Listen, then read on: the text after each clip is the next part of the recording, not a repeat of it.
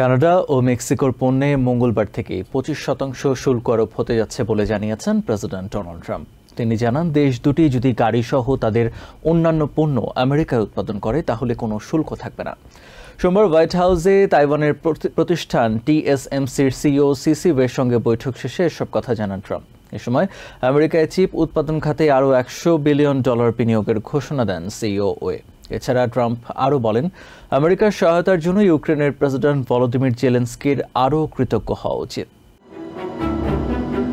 সোমবার তাইওয়ানের চিপ তৈরির giant Taiwan Semiconductor Manufacturing Company TSMCর সিইও সিসিও এর সাথে হোয়াইট হাউসে বৈঠক শেষে কমার্স সেক্রেটারি হাওয়ার্ড লাটনিককে সঙ্গে নিয়ে সংবাদ সম্মেলনে কথা বলেন president Trump. Today, Taiwan Semiconductor is announcing that they will be investing at least $100 billion in new capital in the United States over the next short period of time. Trump জানান, প্রতিষ্ঠানটি অ্যারিজোনায় 5টি semiconductor কারখানা নির্মাণ করবে, যার ফলে দেশে অনেক কর্মসংস্থান সৃষ্টি হবে। $1 billion in new investment will go into building 5 cutting-edge fabrication facilities in the great state that we just discussed, Arizona, and will create thousands of jobs, many thousands of jobs. TSMCর সিইও জানান, এর ফলে আমেরিকায় তাদের বিনিয়োগ $165 billion দাঁড়ালো। পরে সাংবাদিকদের বিভিন্ন প্রশ্নের জবাব দেন ট্রাম্প। তিনি জানান, আমেরিকার পণ্য আমদানির ওপর যেসব দেশ শুল্ক আরোপ করে সেসব দেশের পণ্যের ওপর সমপরিমাণ শুল্ক 2 এপ্রিল থেকে কার্যকর হবে। Reciprocal tariffs start on April 2nd. And I wanted to make it April 1st, but I didn't want to go April Fool's Day because that costs a lot of money, but that one day, so we're going April 2nd. Canada ও Mexico থেকে আমদানি করা পণ্যের উপর পূর্ব ঘোষণা অনুযায়ী শুল্ক আরোপের কথাও জানান Trump. But very importantly, tomorrow tariffs 25% on Canada and 25% on Mexico, and that'll start.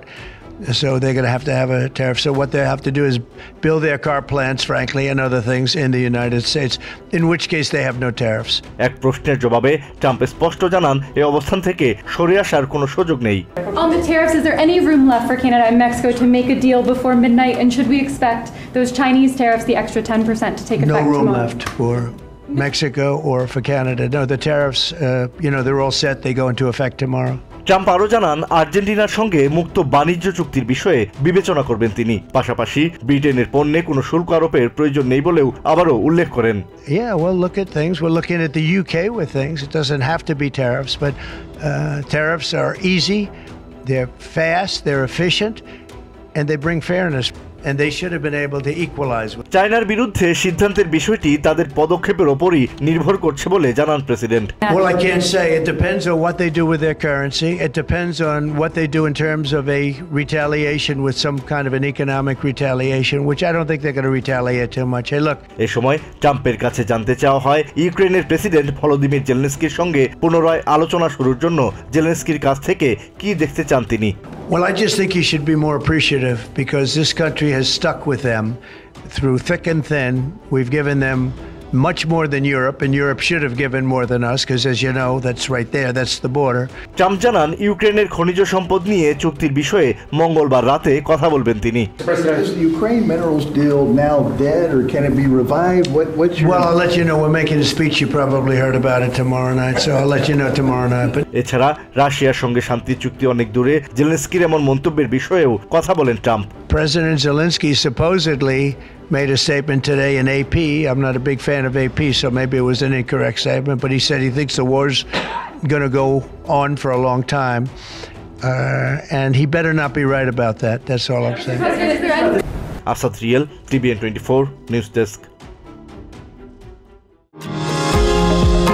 New York থেকে সম্প্রচারিত TBN 24 টেলিভিশন বিশ্বজুড়ে বাঙালির কণ্ঠস্বর।